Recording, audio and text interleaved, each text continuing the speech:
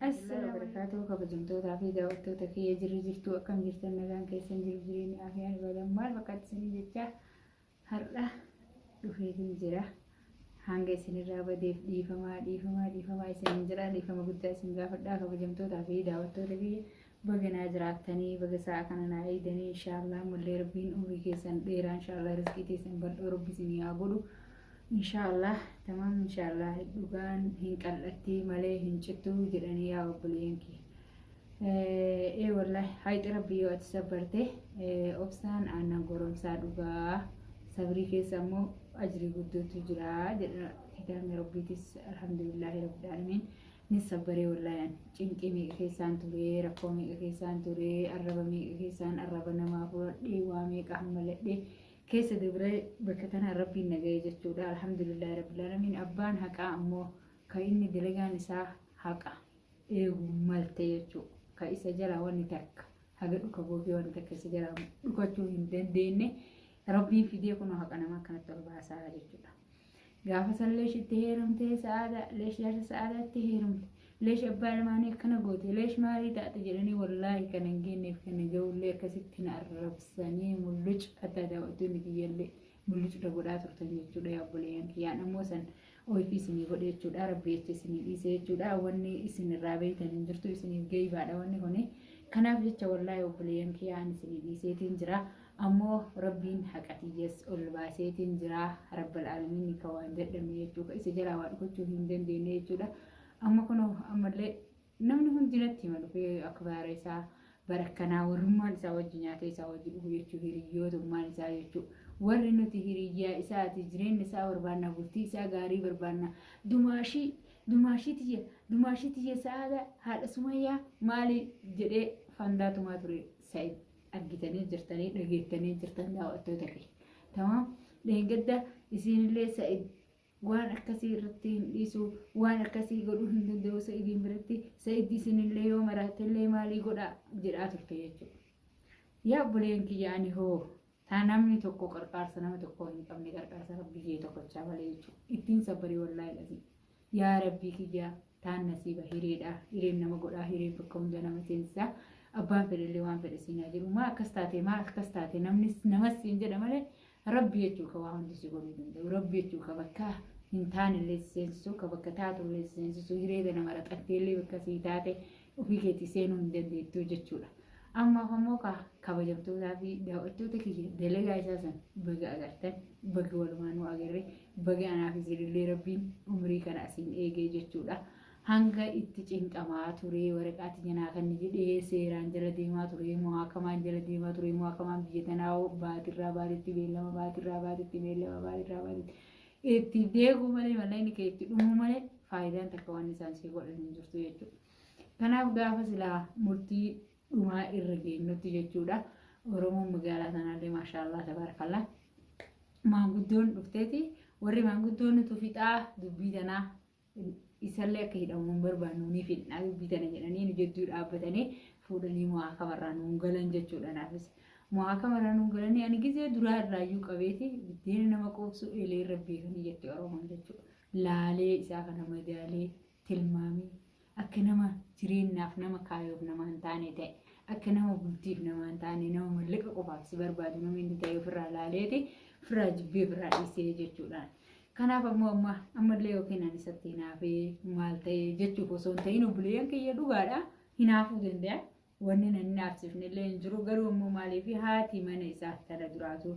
inni jirti ta'e dhimma irraa qabdu ta'a gammaallee kaayoo buruutiif abdii irraa qabdu ta'e ilmaan irraa qabdutu jira jechuudha ani gurbaan kun yoo akkam xiqqaatte 3-4 fuutu isaa jechuudha warri isatti fuudhu kunoo warra wayita kaan sa'aadaa isii malee namni hin jiru jedhan ilmoo namaa kana wallahi taazabee ajaa'ibee akkaatammaan isaaniitu naa galuu didee isin jira yaa obboleeyyan yoo isii wajjin haasa'e eegalan fandaa kijibaa laala asitti gargalchanii xurumbaa afuufuuf akkana buuf godhanii isii tana boqorsanii lafa kaa'an haqiiqaan hoo isaan biratti nama isii beeku biratti inni dhalaa fedhe fidatee dhalaa fedhe wajjin isaan bira dhufee dhalaa fedhe wajjin isaan bira taa'ee isaan bira bulee deemuun saahibni akkanaa saahiba bultii namaa ijaaru Saahibni akkanaa saahiba jireenya boruutiif ati abdattu yaa obboleeyyan kiyya. Nuti saahiba nuti lubbuu walii dhabna nuti saahiba akkanatti hin beeknu yaa obboleeyyan kiyya. Saahibni kee yoo ati dogoggora qabaatte ka dogoggora irraa si deebise. Saahiba keeti jechuun yoo ati yaada hamaa keessa jiraatte yaada sanirraa akka si deebise. Yoo ati aarii badduu keessa jiraatte aarii sanirraa akka gorsee si deebise. Saahiba jechuun ka waan babbadduu waan fokkattuu waan silaa rabbi illee hin jaalanne namni illee hin jaalanne irraa akka si deebise ittiin saahibu qaban. Garuu saahiba jireenya ofii oofataa tanamaa balleessu saahiba jettee wanni irraa abdattu hin jirtu. Saahibni akkasii funyaanii bafaanii naaboon akka jetti yaa obboleeyyan kee waan isin jettan hin beeku wallaahi laaziman. Ani osoo waan feetillee taate an sababaa waraqaa kiyya naa kanni kadhadhee dadhabe nama wajjaa isa hundi obboleeyyan kee imoon kiyya isarratti hidhaa telefoonni kiyya daayibartii isarratti wanni guutuun isarratti daayibartii haasaya nama tokko hojii dubbachuu hin danda'u sanuma maraa hammaladhee dalagaatti deemee galee achi jiraa deemu dhalaa wajjin achi dhaqee maaltu isa jala na ofee wannaan dhalaa inni jala deemee isa qarqartaroo maali jedheetii dantaa dhabee amma san dubbii namaa tun hanga akkanatti adii jikafan jitan akkanatti onnaa baatutti dubbii namaa sana jala hin deemu duraan isin himee. Dubbii namaa dubbii jettee namni naan jedhu jalan deemu. Warrummaa saahiboota isaa miiqa kamtu naa himaa ture.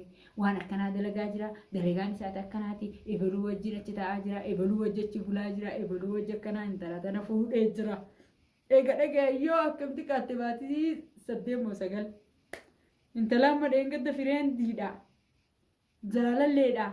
Misaalfattu isiinis bismillahirrahmanirrahiim zamanul aakhiri nyaaraa jettee deemti dhalaan ammaatis. Tamam. Fireendi kiyya biraa maal goota? Innis fireendii tiyya.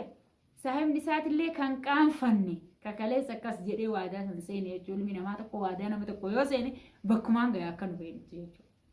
Tamaam.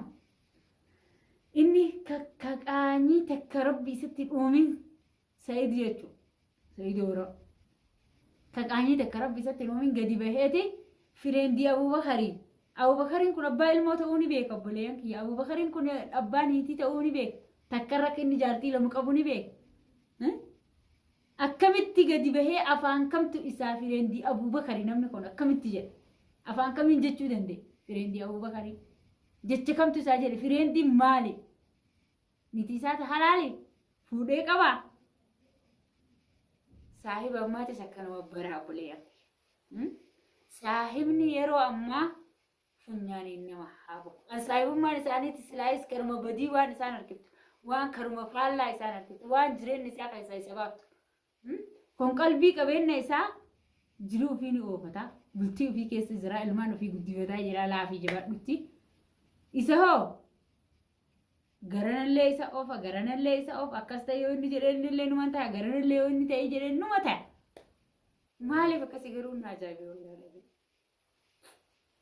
Anaka kiyyatti illee himee gorseellee yaaboo saahibni kun saahiba si wajjin deemuu miti. Saahiba si illee madaaluu miti. Saahiba si awwaa ta'uu miti. Saahibni akkanaa oofee qileessii naqaa jalaa hafi saahiba akkanaa jiru. Obboleetti tiyya sa'aadaa ta'e naqaalee habiibti tiyya osoo nati sa'aada deebi'uu sa'aadaa jettee maqaa waliin nu moggaafame kanaaf akkas taataan se'aati. Ati achii maraattuuti. Mush takkittii tanaa miti. Tarra inni fireendii jee ol baasa tana dhugaan seenati. Takkittii tanaa miti.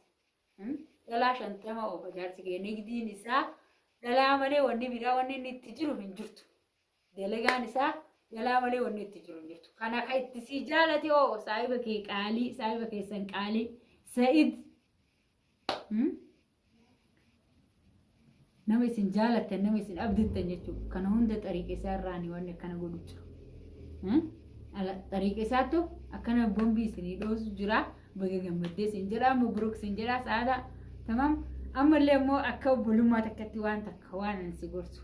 Aartee ani feetu sa'aadaan khayriif na gorsiti jedhi khayriif fudhadhu feetu hammeenna sa'aadaan na gorsiti jedhi hammeenna fudhadhu obboleetti. An eenyurraa argadha haaliqa tokkocharraa argadha obboleetti. Yaa obboleetti ahara. Waan takka waan akka dhaamsaatitti ani si himuu barbaadu. An duraan si himee ani jaarsa keetti hin deebi'u feetu na hiikuu baate kana waggaa meeqa ta'a malee ittiin deebi'u siin jira.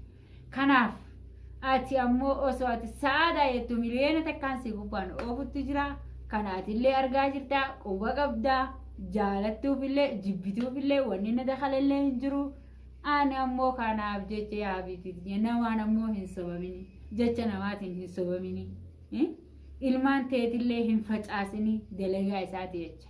Ilmoon dahaba gurraatti ilmaan tee warqii morma keetiiti yaabitiitiyya ilmaan tee kabajaan guddifadhu naa jiraadhu sin jira saadaatiyyaa asumarraan kabajamtootaa fi daawwattoota kiyyaa.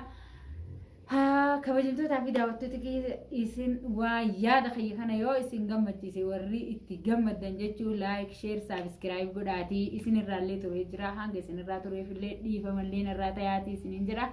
Kanaaf yaa obboleettii tiyye qaalii saadaateenna uf jajjabeessii jajjabaadhu siin jedha ammallee ani dhaamsa kiyya hammeenna kee takka hin qabu jabaadhu uf jajjabeessii siin jedha. Annamtitti amma isa jala deemtu tana hoo yoo rabbiin na agarsiise anaaf iji tiyyaate si aga viidiyoo irra wal argisan malee har'a iyyuu barbaadeetiin si dhabe rabbiin isiin agarsiise san akka godhee si garsiisu. Qamisiisii kanas gubbatti ol reefi yoo nani mataa gubbatti ol hidhee maaliif sa'aadaa ta'ee kiyya siin garsiisin anka jidduudhaan ilaalisiin jedha saadaatiyya wanni ati garaan si oowwuuf hin jirtu waan as jirutti anaatu bira jira tamam har'a dhimma isaatiif osoo hin ta'in hillikii isaatiif dhalaa takka ijiti duratti olii gadi oofullee hin danda'u innuu duraanoo fagaatee magaalaa Turkeessaa bakka silaa nu jirru kanarraa fagaateeti waan akkasii dalagu jira tamam namni lubbuu bakka sana taa'ee bakka hin jiru kanatti waan akkasii dalagaa hin jiru. Kanaaf obboleettii qaalii iyyaadinii obsa qabaadhu siin jedha waan ati naa deebistu si dhageeffadhaa siin jedha bareedduu tiyyaa baga jiraattee baga fayyaa qabaattee baga ijoolleen teetillee nagaa sii taatee siin jedha habiibtii qaalii naa jiraadhaa isinin jedha isinis daawwattoota kiyya hanga dhuma sagantaa fayyaa waan na wajjin turtaniif galatoomaa ulfaadhaa kabajamaa na jajjabeessaa sheer laayik saabskiraayib godhaa.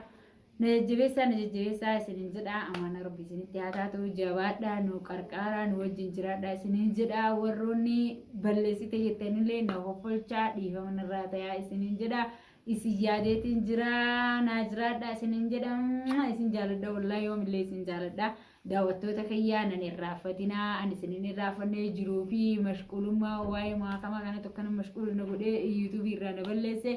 Najjabeessaa akka yuutuubii irratti gammachuun deebi'ee cinqii tana keessaallee akka rabbiin nu baasu du'aa nu godhaa waa hunda hiree nu qoodi tana rabbi isin qoodinii hiree gaarii rabbi isin haa qoodu warroonni heeruminillee warroonni fuudhinillee hiree kabajaa qabdu bultii kabajaa qabdu rabbi isin haa qoodu.